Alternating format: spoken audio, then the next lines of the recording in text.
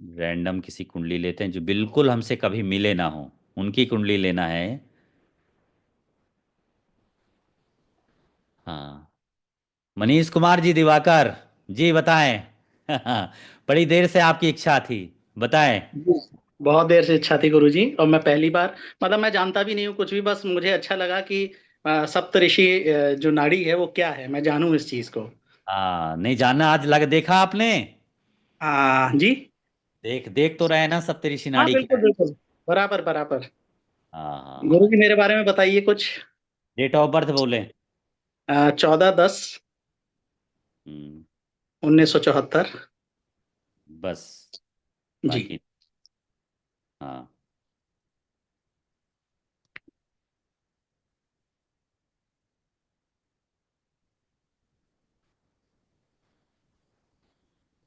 बताना क्या है आपको, केवल आज परिचय है, फर्स्ट डे, आपको कैसे प्रिडिक्शन की जाती है बता रहे हैं। कल आपको सप्तऋषि नाड़ी का फाउंडेशन सिखाएंगे, अच्छी एक नया तरीका। जी। कुछ भी जो आपको ठीक लगे बता दीजिए, मैं चाहता हूँ, मुझे बड़ा इंटरेस्ट है एस्ट्रोलॉजी, न्यूमरोलॉजी और ये सारी अकल साइंस में। ठीक है, कोई बात नहीं, ठीक है। पूछना क्या है, ठीक है, देखिए। गुरु इनकी जन्म कुंडली में, गुरु को देखिए। गुरु 8th हाउस पर बैठा हुआ है, बैठा है।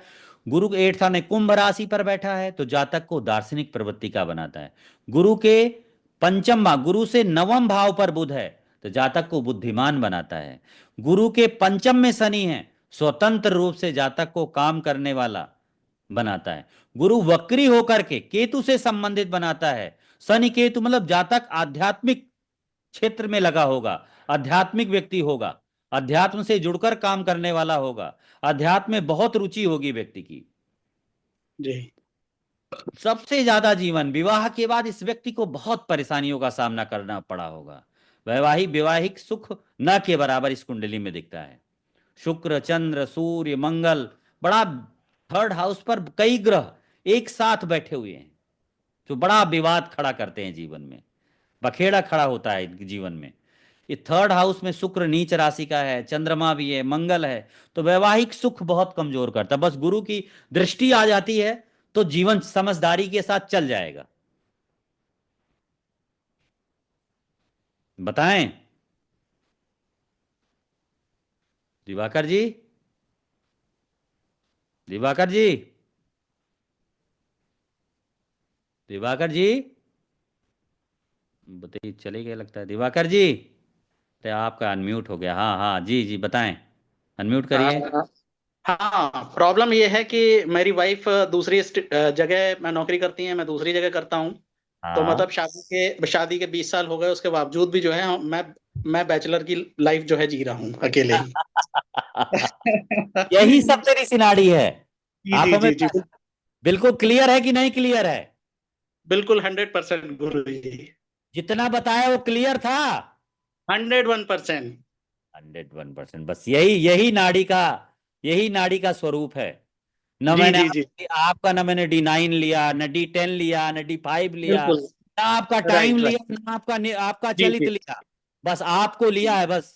और आपके सामने मेरे ऋषियों की वाणी है, आप और मैं, और इस ब्रह्मांड में जो ऋषियों का आशीर्वाद है वही गूंज रहा है बस। सत्य गुरु जी, यही। आपसे बात करके और क्लास को अटेंड करके बहुत अच्छा लग रहा है, और मैं आगे भी आपसे जुड़ा रहूंगा।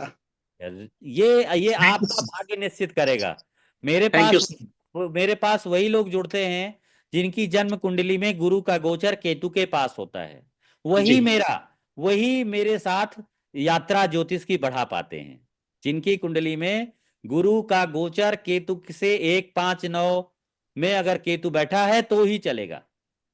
जी गुरु जी। थैंक यू सो मच गुरु जी। आप ना, आप में शिव की बहुत भक्ति होगी, शिव और नारायण जी दोनों की पूजा बहुत है आप में। बिल्कुल बिल्कुल बिल्कुल। बहुत अच्छा। हाँ, बाकी आप बहुत धार्मिक प्रवृत्ति के हैं, लेकिन जीवन में संघर्ष तो जी। बहुत किए हैं दिवाकर जी आप। संघर्ष बहुत ज्यादा, शुरू से संघर्ष बहुत ज्यादा। बचपन से उठा करके ना जीवन में जब जब सुख का समय आया ना, उसके बाद जी भी लाइफ ऐसी ही रही। जी गुरु जी।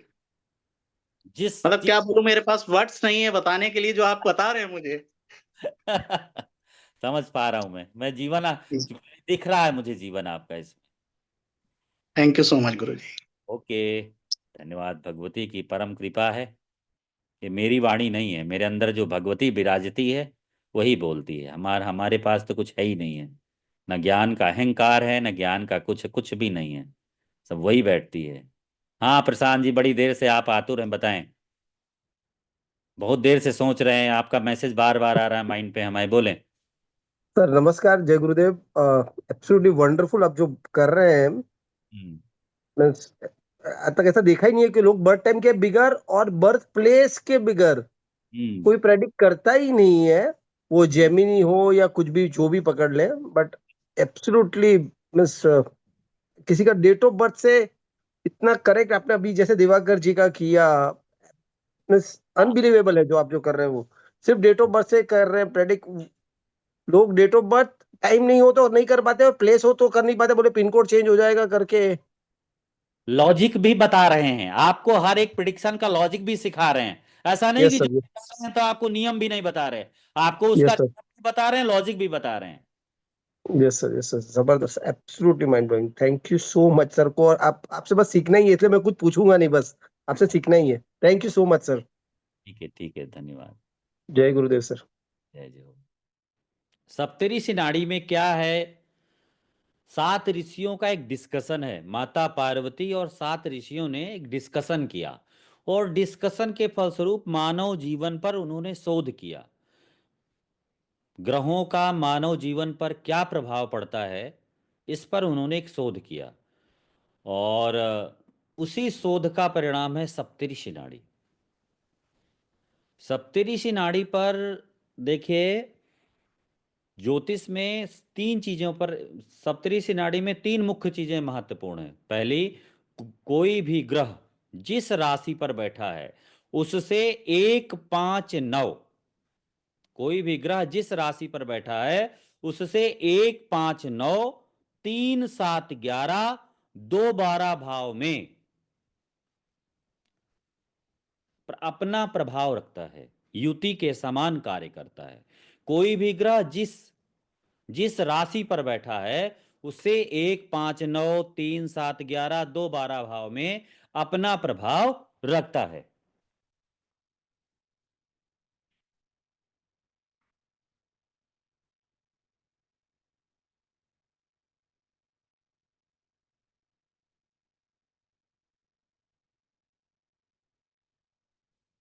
मैं आप लोगों के बीच से ही, मैं सबसे पहले आपको बताता हूं कि सप्तऋषि नाड़ी पर ग्रहों को देखते कैसे हैं। सप्तऋषि नाड़ी पर जैसे आप ग्रहों की दृष्टियां हैं वैसे देखी जाती हैं। इस पर भाव लास्ट में ऋषियों ने लिया है, पहले नहीं लिया। इसमें लगभग वर्तमान समय में सप्तऋषि नाड़ी 6 राशियों पर मिलती है।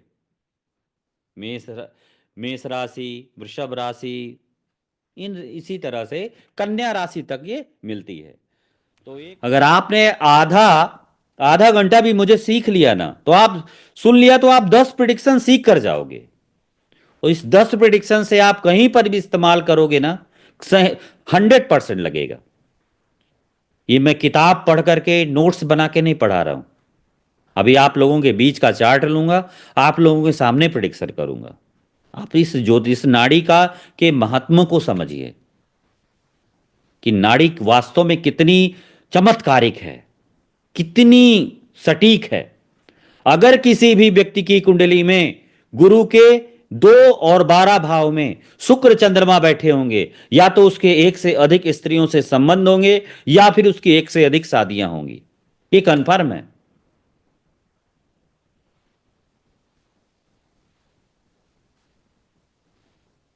जिस भी व्यक्ति की कुंडली में गुरु के साथ राहु बैठा है, उस व्यक्ति का बचपन का जीवन क्या होता है, कष्ट का रहता है, अभाव का रहता है, परेशानी का रहता है। इसमें से किसकी कुंडली में गुरु के साथ राहु बैठा है? जिसने प्रारंभ में सोनिया जैन आप में बैठा है जी, आपको अनम्यूट किया। सर छठे घर में। गुरु के साथ आपका प्रारंभिक जीवन कैसा था? संघर्ष का था, संघर्ष का था। अभाव का था। सर ठीक। क्लियर है ना? ये गुरु के साथ राहु बैठा हो, गुरु से 1 5 9 में राहु बैठा हो, जातक का प्रारंभिक जीवन कष्ट का, अभाव का, परेशानी का होता है, और जातक बड़ा परिश्रमी होता है। अपने जीवन के लास्ट वर्षों में 50 ईयर के आसपास बहुत ग्रोथ करता है और जीवन पर्यंत पढ़ता है। और उस बिल्कुल ठीक व्यक्ति को बताया। उस व्यक्ति को अपच की बीमारी होती है। बेटा तुमको डाइजेशन की प्रॉब्लम हमेशा रहेगी, हाँ जी। किसी के भी बैठा हो, किसी भी राशि पर बैठा हो। ये नाड़ी की सुंदरता है, हमारे ऋषियों की अनुपम देन है।